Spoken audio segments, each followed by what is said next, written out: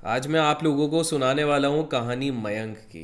और शेयर बाज़ार से अगर आप लोग थोड़ा भी ताल्लुक़ रखते हो तो इस वीडियो को अंत तक ज़रूर देखिएगा, बिकॉज़ सीखने के लिए इधर बहुत कुछ है। प्लस जो चीज़ इस कहानी से आप लोग समझेंगे, जो रियल लाइफ स्टोरी है, वो बहुत ही ज़्यादा इम्पोर्टेंट है। तो शुरुआत करते हैं। 1992 की बात है। हर्षद मेहता जी का एरा ऑलमोस्ट ख़त्म होने को आ गया है, बिकॉज जो स्कैम था वो कहीं ना कहीं अनर्थ हो चुका है। हर जगह अखबारों में बात चल रही है कि किस प्रकार से शेयर मार्केट एक जुआ है, किस प्रकार से शेयर बाज़ार में अगर कोई भी पैसा लगाता है वो डुबा देता है, एट्सेट्रा एट्सेट्रा, जिसके चक्कर में काफ़ी ज़्यादा सहमा सहमी चली हुई है बाज़ार में। वहीं पर मयंक जो 12 साल का एक व्यक्ति है, उसका इंटरेस्ट जगह है शेयर मार्केट में। जाहिर सी बात है वो हर्षद मेहता को अपना हीरो मानता है, बिकॉज उस समय पे और कोई ज़्यादा ऑप्शन नहीं थे जिसको आप इंस्पिरेशन के स्रोत के जैसा देखा जाओ। उसे मन ही मन लगता है कि लेट हर्षद मेहता के साथ जो चीज़ हुई है, हो रही है, वो गलत हो रही है। लेकिन कहीं ना कहीं वो उन्हीं के नक्शे कदमों पे चलकर अपना लक आजमाना चाहता है शेयर बाज़ार में, और इसीलिए मयंक अपना सफ़र चालू करता है। मयंक के लिए एक अच्छी बात यह है कि उसके जो घर वाले हैं, पेरेंट्स हैं, वो कहीं ना कहीं उसको अलाउ करते हैं कि ठीक है यार, तेरा जीवन है, तुझे देखना है, अपने आप देख, तेरे को जो करना है। बिकॉज उसके जो फादर हैं उन्होंने वॉलंटरी रिटायरमेंट आर्मी से लिया हुआ रहता है, और वो कहीं ना कहीं इस चीज़ को बिलीव करते हैं कि इंसान की जिस चीज़ में इच्छा हो, जिस चीज़ में इंटरेस्ट हो, उसको वही फॉलो करना चाहिए, इधर उधर जाने की आवश्यकता नहीं है। तो ये उसके लिए एक सपोर्टिव पॉइंट था। तो ये शुरुआत करते हैं एक ब्रोकर के साथ काम कर करके, और उस ब्रोकर के साथ भी विद इन अ ईयर उनका थोड़ा सा झगड़ा हो जाता है, मन मुटाव हो जाता है। वो इसलिए हो जाता है कि भाई ब्रोकर जो उनको खरीदने बोल रहे थे, इन्होंने अपनी एनालिसिस करके बताया था कि भाई वो शेयर इतना अच्छा होगा नहीं, और उसके बाद जब वो शेयर गिरने लग गया तो ब्रोकर ने गुस्से में सारा इल्ज़ाम इन्हीं पे लगा दिया। उन्होंने कहा कि भैया देखो, आप एनालिसिस कर लिए होते, टिप के भरोसे नहीं रहते तो पैसे बनाते। लेकिन उस समय में क्या बहुत अनस्ट्रक्चर्ड माहौल रहता था यार। 80s और 90s में ब्रोकर्स की ही चलती थी। तो कुछ साल बीते, इनका अनुभव बढ़ ही रहा था, पढ़ाई में इनकी ज़्यादा इच्छा नहीं लगती थी, तो जैसे तैसे इनने 10th 12th ये सब क्लियर किया।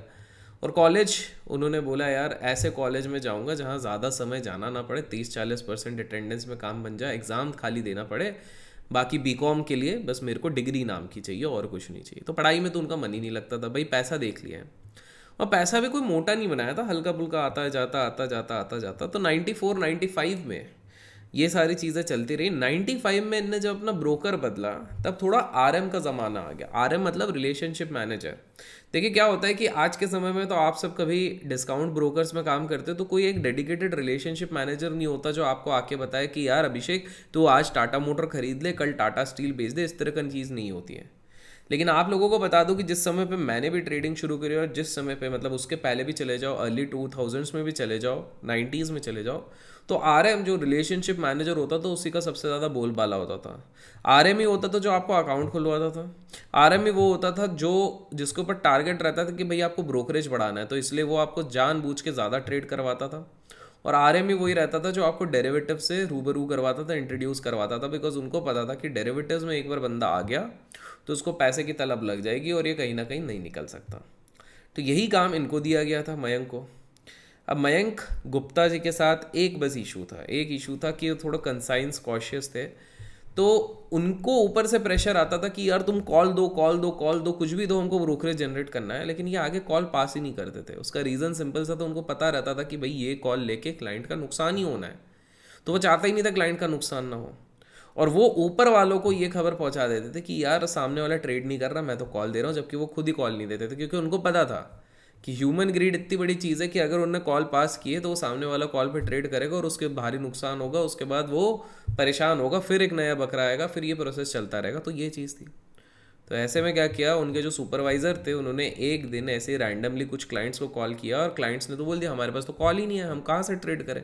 उन्होंने ये पूछने के लिए कि भाई साहब आप ट्रेड क्यों नहीं कर रहे हैं, डर किस बात का है, तो पता लगा इनके पास कॉल ही नहीं पहुँच रहा। तो इनको इस ब्रोकर से भी निकाला गया।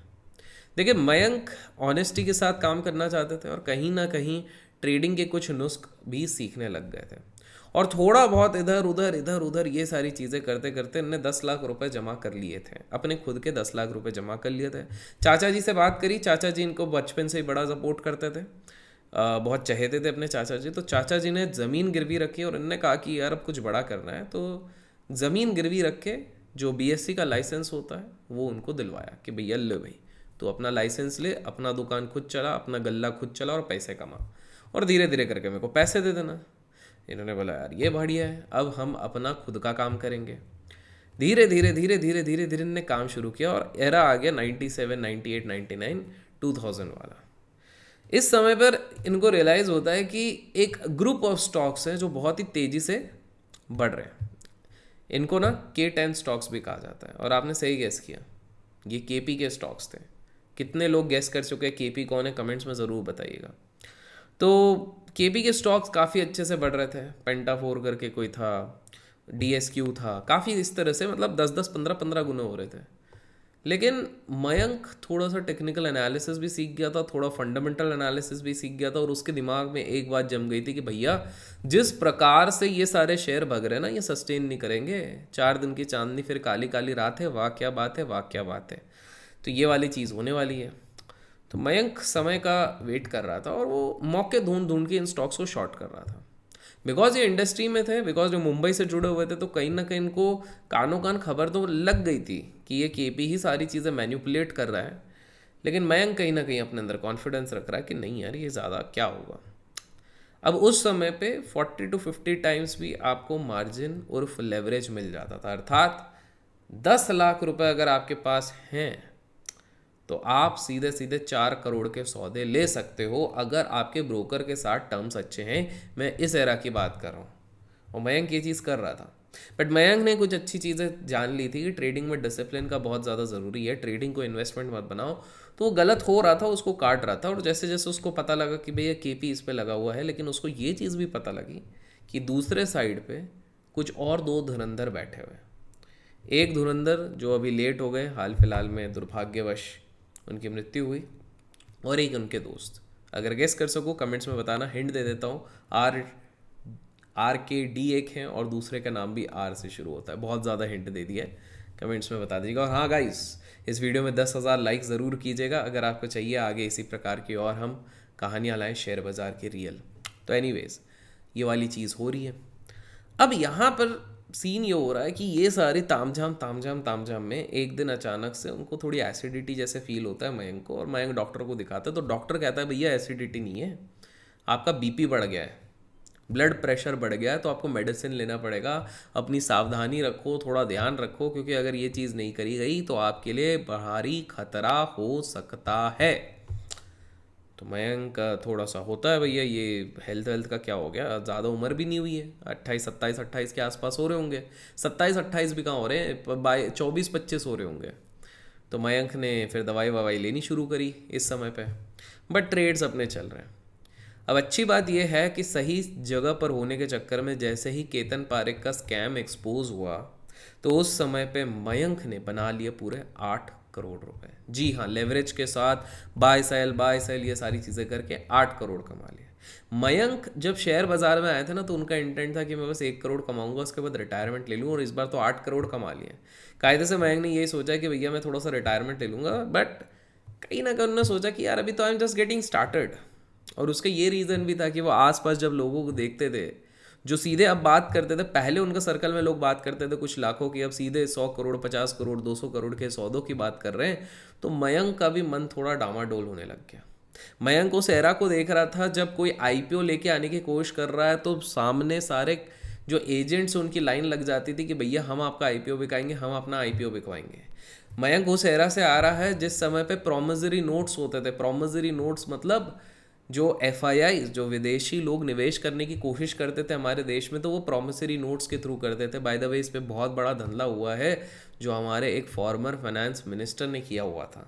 जानना चाहते हो तो कमेंट्स में स्कैम लिख देना, मैं बहुत जल्दी इस पे भी वीडियो ले आऊँगा। तो ये सारी चीज़ें हो रही थी, तो मयंक ने देखा सब कुछ था, और तो मयंक को एक चीज़ समझ में आ गई थी कि शेयर मार्केट को तो मैंने अंडर एस्टिमेट किया, पोटेंशियल बहुत है। तो मयंक क्या करता था, 4-4 घंटे 5-5 घंटे बस सोता था, उसके बाद दिन भर एनालिसिस करना, लोगों से मीटिंग करना, बहुत सारी चीज़ें करना, FIIs DIIs FIIs का जो संगम चल रहा था प्रॉमिसरी नोट्स के साथ, उनके साथ उठना बैठना, ये सारी चीज़ें मयंक के साथ हूबहू बहुत ज़्यादा चल रही थी। अब मयंक कहीं ना कहीं सोच रहा है बड़ा गेम खेलने के लिए। मयंक ने सोचा कि यार कब तक अपन ये सारी चीज़ें करेंगे, अपन को अब थोड़ा बड़ा खेलना है। अब ये करते करते ना धीरे धीरे समय आ जाता 2008 का। 2008 तक मयंक ने जैसे तैसे करके अपने कैपिटल को बढ़ा दिया है। अपना खुद का कैपिटल उसने करीब 8.5-9 करोड़ के आसपास कर लिया। बीच बीच में थोड़े क्लाइंट्स को टिप्स विप्स भी दिए थे, उस समय पर ज़्यादा रेगुलेशन नहीं होते थे, इनफॉर्मली काफ़ी टिप्स विप्स देख के भी इनने थोड़ा बहुत ऊपर नीचे किया। लेकिन अब मयंक काफ़ी पॉजिटिव है। यूनिटेक नाम के शेयर पे इन्होंने बहुत सारा पैसा लगाया हुआ है। अनफॉर्चुनेटली 2008 में विदेश में लेमन ब्रदर का क्राइसिस आता है, जिसके ऊपर भी आप जाके हमारा प्लेलिस्ट चेक कीजिए, वहाँ पर एक बहुत ही तगड़ा वीडियो है, स्कैम सीरीज़ में ही है और इंस्पायरिंग ट्रेडर सीरीज़ में है। तो कहीं ना कहीं बहुत बड़ा नुकसान होने लगता है। ये एवरेज पे एवरेज करते हैं बिकॉज उनसे हार देखी नहीं जाती है। टेक्निकल एनालिसिस पैनिक में आउट ऑफ द बॉक्स चले जाता है बिकॉज इनको लगता है कि यार मार्केट में सर्किट थोड़ी लगेगा, और उसी समय पे मार्केट सबको हैरान कर देता है। बैक टू बैक 3 सर्किट, ये भारी टेंशन में, क्योंकि इन्होंने जितना पैसा लगाया था वो आधे से भी कम हो चुका है। करीब करीब 3.5-4 करोड़ बचे हुए हैं। देखिए कुछ भी हो, भले ही पैसा बढ़ा अभी भी बचा हो, लेकिन नुकसान जो डेंट लगाता है आपके दिल में, दिल जल जाता है, साइकोलॉजिकली हिल जाते हैं, ये सारी चीज़ हो रही थी। तो एग्रेशन में इसको रिकवर करने के चक्कर में, क्योंकि वहाँ पर फेड की कुछ खबरें आ रही थी, तो इन्होंने सोचा कि अब तो पूरी तरीके से रिकवरी आएगी, तो उन्होंने फ्यूचर्स में बहुत सारे सौदे मारे। आप लोगों को बता दूं कि ऑप्शंस में सेलिंग स्पेसिफिकली का क्रेज़ 2016 के बाद हमारे भारत में आया हुआ है। इससे पहले ऑप्शन बाइंग और फ्यूचर्स ही चलते थे। सेलिंग का भी क्रेज़ इसलिए आया बिकॉज वीकली एक्सपायरी आई है, तब आया। तो जितने लोग अपने आप को परम ज्ञानी बताते हैं हर जगह पे, उन लोगों को बहुत ज़्यादा सालों का एक्सपीरियंस नहीं हुआ अगर उन्होंने ऑप्शन सेलिंग से ही शुरुआत करी है। बिकॉज ऑप्शन सेलिंग पहले भारत में केवल और केवल बड़े लोगों के लिए ही लिमिटेड रहता था। तो आते हैं वापस, तो मयंक भाई बड़े टेंशन में। तो ये पूरा का पूरा जो उनके पास 3.5 करोड़ के सौदे रहते हैं ना, वो बहुत सारे फ्यूचर्स के शॉर्ट साइड पे लगा देते हैं। फेड की एक खबर आती है जिसके कारण मार्केट थोड़ा सा ऊपर चलता है और इनके सारे स्टॉप लॉस कट जाते हैं। और दुर्भाग्यवश ये इतने ज़्यादा लेवरेज रहते हैं कि अब इनके पास बचता है केवल 10 लाख रुपए। 8.5 करोड़ 1 साल पहले की बात है, 10 लाख रुपए। अब आए हैं मयंक पूरी तरीके से टेंशन में। इनफैक्ट ये एक जगह पे फेंट भी हो गए। जब डॉक्टर से बात करी गई तो कहा गया कि भैया बच गए हो, हार्ट अटैक आते आते रह गए हो, आप ज़्यादा स्ट्रेस ले रहे हो, शेयर बाज़ार छोड़ दो, आप बढ़िया अपने काम पे फोकस करो, आप कुछ बिजनेस कर लो, नौकरी कर लो। लेकिन दोस्त क्या होता है ना, कभी किसी ने अगर इतना बड़ा पैसा ज़िंदगी में एक बार देख लिया ना, उसके बाद आप लाख कोशिश कर लो, लाख मन्नतें कर लो, वो बंदा शेयर बाज़ार नहीं छोड़ सकता है। और यही चीज़ मयंक के साथ हो रही थी। मयंक अब शेयर बाज़ार, शेयर मार्केट नहीं छोड़ सकता। मयंक बोला मुझे कुछ नहीं होगा भैया, मैं तो नहीं छोड़ रहा हूँ, दवाई ववाई लेते हैं वापस उठते हैं। पर मयंक अब दुविधा में है। 2008 का क्राइसिस खत्म हो गया, लेमन ब्रदर का। मयंक सोच रहे हैं कि यार अब मैं क्या करूँ जिससे कि मैं मार्केट में वापस आ सकूँ। तो मयंक के एक पहचान वाले होते हैं। मयंक इतने साल से इंडस्ट्री में है तो लोग जान गए कि भैया ट्रेडिंग आती है, इसको टेक्निकल एनालिसिस आती है, थोड़ा ऊपर नीचे हो जाता है तो क्या हो गया। तो बहुत सारे HNI क्लाइंट्स हैं एक बंदे के पास, वो बंदा आके इसको अप्रोच करता है कि भाई मयंक भाई, उसका नाम रहता है जीतू। तो जीतू आके बोलता है मयंक भाई यार बड़े लोगों का मैनेज करते हैं, रेगुलेटर तो क्या ही नज़र करेगा, इनफॉर्मली कर लेते थोड़ा बहुत। मयंक ऑलरेडी डिवास्टेटेड है, क्योंकि प्रॉब्लम ये भी है कि मयंक ने हाल फिलहाल में 1.5 करोड़ का घर लिया था। EMIs तो उसकी चल ही रही है, डाउन पेमेंट उसने कर दिया था, EMIs चल रही है, तो अब उसका भी ध्यान रखना है उसको, प्लस घर के खर्चे भी देखने हैं। तो मयंक बोलता है कितना पार्टी है, कितनी बड़ी पार्टी है, जिसपे जीतू भाई उसको शॉक कर देते हैं। तो टोटल मिला दो 500 से 600 करोड़ की पार्टी है। अब आप बताओ क्या करना है, पंप एंड डंप करना है, स्मॉल कैप को उठा के पटकें, या प्रॉपर खेलना है। आप बताओ। हम ओपन फॉर ऑल है, मुनाफा बनना चाहिए, 15% का प्रॉफिट शेयरिंग जाएगा, हम दोनों के बीच में आएगा, उसमें मेरा एक कट रहेगा 5% का, 10% आपका। मयंक सोचता है बोलता है मेरे को 1 हफ्ते का समय दो, let me take 1 week time. और वो सोचता है इसमें क्या बन सकता है। मयंक एक चीज़ वापस अपने आप से शपथ लेता है कि यार बहुत अफरा तफरी मची, इतने सालों से मैं कर रहा हूँ, 1.5 करोड़ का एक घर है, उसके अलावा मयंक ने इस पूरे प्रोसेस में कुछ प्रॉपर्टी अपनी कर ली है, तो उसका नेटवर्थ करीब 7-8 करोड़ का तो है ही। मयंक बोलता और 2 करोड़ ऐड करने से उसके बाद मैं शेयर बाज़ार से थोड़ा सा बैकफुट लूँगा, या तो सब ब्रोकर बन जाऊँगा, या तो फिर मैं कुछ बिजनेस कर लूँगा, दुकान डाल लूँगा, या रेंटल्स कर लूँगा। ये शेयर बाज़ार में ना बड़ा स्ट्रेस है, पैसा बनता है उस पर मयंक को कोई डाउट नहीं है, लेकिन उसके बाद एंग्जाइटी बहुत ज़्यादा हो जाती है। मयंक इसके साथ ये भी सोचता है कि यार अब मेरा जब कैपिटल 10-15 करोड़ हो ही जा रहा है तो क्यों ना मैं इन्वेस्टर ही बन जाऊंगा उसके बाद। बिकॉज लॉजिकली सोच रहा है मयंक, ये सोच रहा है कि 15 करोड़ के ऊपर अगर आप खुद ट्रेड कर रहे हो तो वो बोल रहा है कि टैक्स में अगर मैं इंडिविजुअल अकाउंट करूँ या कोई भी अकाउंट करूँ 42% तो मेरे को गवर्नमेंट को दे देना पड़ रहा है, इंक्लूडिंग सरचार्ज। एक्सपेंस में ज़्यादा क्लेम नहीं कर सकता हूँ, सब कुछ वाइट में होता है, तो मैं ज़्यादा चीज़ें तो यहाँ पर कर नहीं सकता हूँ। और ये बड़ा कंसाइंस वाला है, मैंने आपको स्टार्टिंग में बताया मयंक बड़ा इनोसेंट है, मॉरल वैल्यूज़ वाला है। दूसरी चीज़ मयंक को लगता है यार हेल्थ वेल्थ भी ख़राब होती है, तो बस आखिरी कुछ साल 2-4 साल मैं ट्रेड करता हूँ, उसके बाद मैं ये छोड़ूंगा। अब कहानी आगे बढ़ती है। मयंक 5 साल तक इसी सिस्टम में काम करता है, मतलब 2015-16 आ चुका है अब के टाइम पे, 2016 आ चुका है, 6 साल हो चुका है। मयंक 2010 से 2016 काम तो करता है, पैसे भी बहुत कमाता है, क्लाइंट्स के लिए भी बनाता है, और खुद के लिए करीब करीब 35 करोड़ रुपए प्रॉफिट आफ्टर टैक्स अपने लिए बना चुका है। मतलब टैक्स देने के बाद 35 करोड़ बना चुका है। पहले से ऑलरेडी 10-15 करोड़ का ऑलरेडी उसके पास एम्पायर था, 50 करोड़ हो जाता है। फैमिली को सारे सुख दे रहा है, फैमिली के साथ ट्रिप्स में जा रहे हैं, सारी चीज़ें पे जा रहे हैं, तो फाइनली ये बोलता है कि यार मज़ा काफ़ी आ रहा है, बस 100 करोड़ हो जाए, एक थोड़ा बेंचमार्क छू लूँ, उसके बाद मेरी सारी चीज़ें ख़त्म। और उसके लिए उसको एक तरीका भी मिलता है। एक बहुत बड़ा प्रॉप फर्म होता है दिल्ली का प्रॉप फर्म उसको अप्रोच करता है, बोलता है हमारे पास 2000 करोड़ का फंड है, आप अगर मैनेज करोगे एज अ CEO तो आपको 1 करोड़ रुपए प्रति महीना सैलरी तो हम देंगे, साथ में अगर प्रॉफिट जिस हिसाब से निकलता है एक थ्रेशोल्ड लिमिट के ऊपर, तो उस पर आपको 2% भी मिलेगा, 2% भी मिलेगा। और मयंक को लगता है कि यार ये मेरा लास्ट सीरीज़ है, क्योंकि वो अपने 30s के आगे पहुंच गए। अब एक बेटी भी हो गई है, शादी हो चुकी है, एक बेटी है, बेटी बड़ी हो रही है। कहीं ना कहीं सोचते कि इसके बाद तो यार मैं रिटायरमेंट ले लूँगा। तो बहुत मेहनत करते हैं, 4-4 5-5 घंटे सो के उठते हैं, एनालिसिस करते हैं, भागा दौड़ी कर रहे हैं, सारी चीज़ें हो रही हैं। उसके बाद आ जाता है ब्रेक्सिट में ये और पैसा बनाते हैं। जब पूरी दुनिया गंवा रही है, ये उस दिन शॉर्ट करके और जिस दिन ब्रेक्सिट खत्म होता है उस दिन लॉन्ग करके पैसा बना रहे हैं। खतरनाक स्क्रिप्ट, चाहे वो अनिल अंबानी ग्रुप के कोई भी स्टॉक हो, चाहे वो कोई दूसरे स्टॉक हो, चाहे जयप्रकाश ग्रुप के स्टॉक्स हो, सब में तगड़ा पैसा बना रहे हैं धीरे धीरे करके। और ये अपनी कंपनी में सबके फेवरेट भी हो रहे हैं। और फिर आता है बजट का दिन, जिस दिन आने वाला है सबसे बड़ा ट्विस्ट।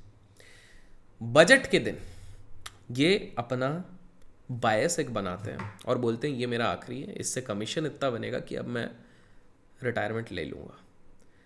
अभी तक मयंक ने अपना नेटवर्थ करीब कैश वाला नेटवर्थ 35 करोड़ के ऊपर कर लिया है, और नॉर्मल वाला नेटवर्थ 50 के तो ऊपर ही निकल गया, 55 के आसपास निकल गया। ये बोलते हैं ये आखिरी सौदा, 30 करोड़ और जुड़े, ख़त्म। आप जस्ट इमेजिन करो 34-35 की एज में अगर किसी के अकाउंट में 50 करोड़ के आसपास अगर कैश हो और उसके अलावा अलग से 50 करोड़ की और संपत्ति हो, तो क्या चाहिए जीवन में। इंडिया जैसी जगह में अनलेस आपके बहुत ही वाइल्ड ड्रीम्स है तो क्या चाहिए। मयंक भी ये सोच रहा है। दवाइयाँ अपने चल रही हैं उनकी बीपी की जो भी है, लेकिन बोले ये आखिरी सौदा है। बजट के लिए वो पूरी तरीके से तैयारी करते हैं। इस बार बजट पे वो बायस बनाते हैं कि कुछ इतना अच्छा आएगा नहीं, और वो शॉर्ट्स बनाते हैं क्लाइंट्स अकाउंट्स पे। इनफैक्ट अपने अकाउंट पे भी अपना छोटा सा ही अब अकाउंट मैनेज करते 3 करोड़ का ट्रेडिंग कैपिटल, क्योंकि क्लाइंट का करना पड़ता है। अच्छा आप बोलोगे कॉन्फ्लिक्ट ऑफ इंटरेस्ट है, नहीं, ये ऑलरेडी परमिशन ले चुके हैं। तो सौदा लगाते हैं, और सौदा लगाने के बाद अगले दिन ही बजट है। आज एक दिन पहले ये अपने ऑफिस में काम कर रहे हैं, ठीक 3 बजे मार्केट टिकर देख रहे हैं, इन्होंने शॉर्ट पोजीशन भी लिया है। अचानक से पता नहीं क्या हो जाता है, सुन पड़ जाते हैं वो और गिर जाते हैं। आसपास के रिसेप्शनिस्ट से लेके ट्रेडर से लेके सब दौड़ के आते हैं। समय बचा है 3:30 को, 2-4 जन डेस्क पे रहते हैं अपना फाइनल क्लोजर करने के लिए, और चिल्ला चोट मच जाती है कि क्या हो गया। फटाफट एम्बुलेंस बुलाया जाता है, रश किया जाता है हॉस्पिटल में बताया जाता है कि इनको कुछ न्यूरल ब्रेकडाउन हुआ, आधा बॉडी पैरालिटिक हो चुका है। जिसपे कि इनकी फैमिली आके, उनकी वाइफ रो रही है, उनकी मदर आई है, मदर इन लॉ आए हैं, फादर इन लॉ आए हैं, इनके फादर नहीं है, बाकी सब आए हुए हैं। बेटी छोटी सी, उसको समझ में नहीं आ रहा, बट वो भी रो रही है, पापा पापा क्या हुआ। तो पहले दिन जो बंदा डील लेके आया था वो आता उनसे मिलने के लिए, पूछता है कि अरे आप फिक्र मत कीजिए, हम सारा पैसा लगाएंगे, सब कुछ लगाएंगे, सब कुछ ठीक हो जाएगा, आप टेंशन मत लीजिए, बेस्ट से बेस्ट हॉस्पिटल है, कोई नहीं रोक सकता। अगले दिन बजट आता और budget as per his prediction market नीचे गिरता है, जिसका मतलब उनका जो सेट टारगेट है वो पूरा हो चुका है।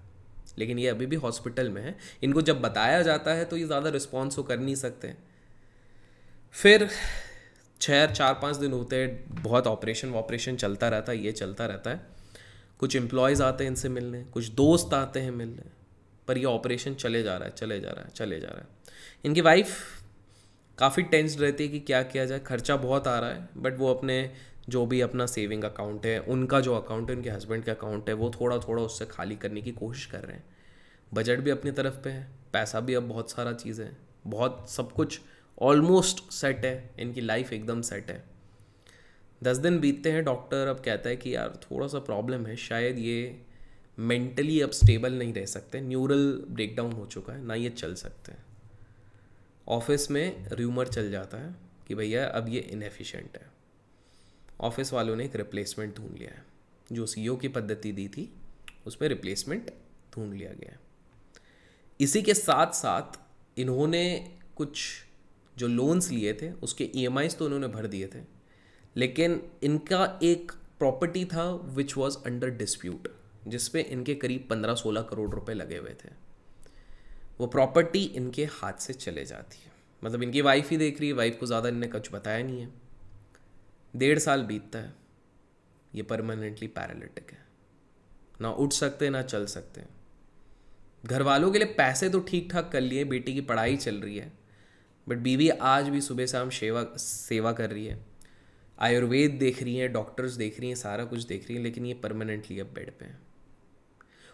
डॉक्टर्स ने कह दिया है कि now he is a living dead body.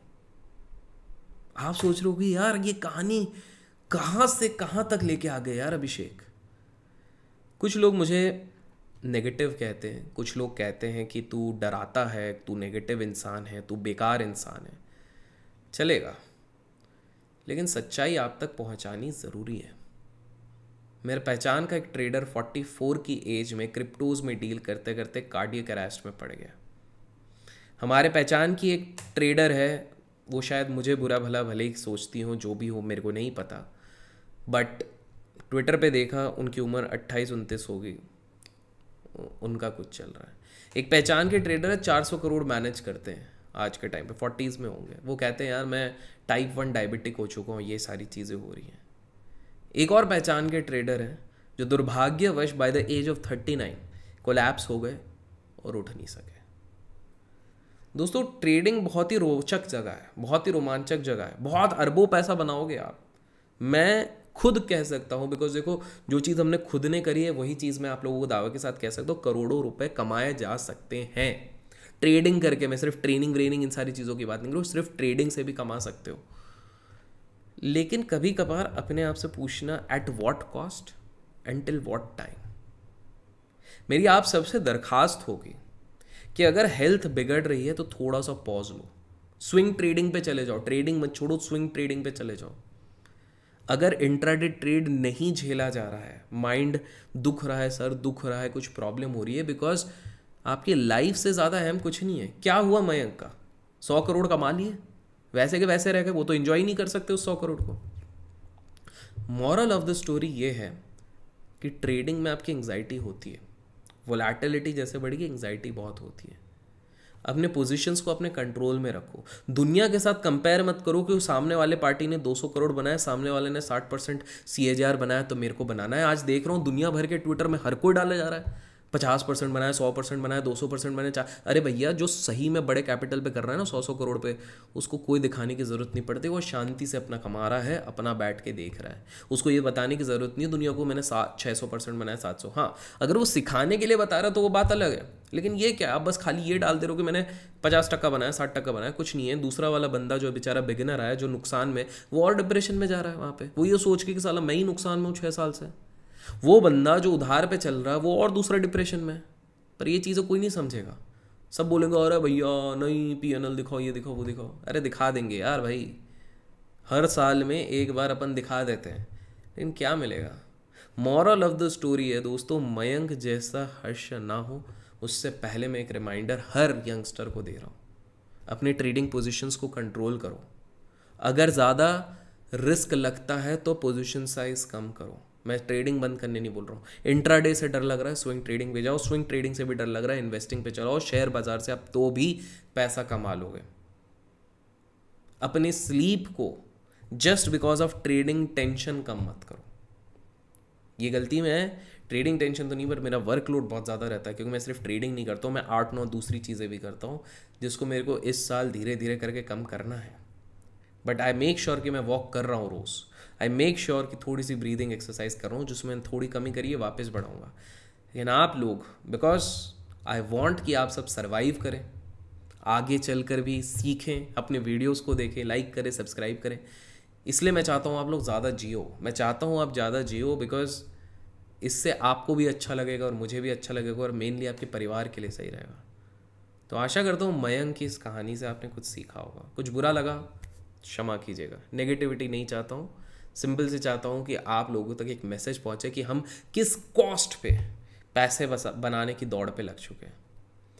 तो उस कॉस्ट को आप हमेशा दिमाग में याद रखिए, बिकॉज वो पैसा भी क्या पैसा है यार, जिसको आप इन्जॉय ना कर सको। Till then, keep learning, keep growing, keep investing and keep trading.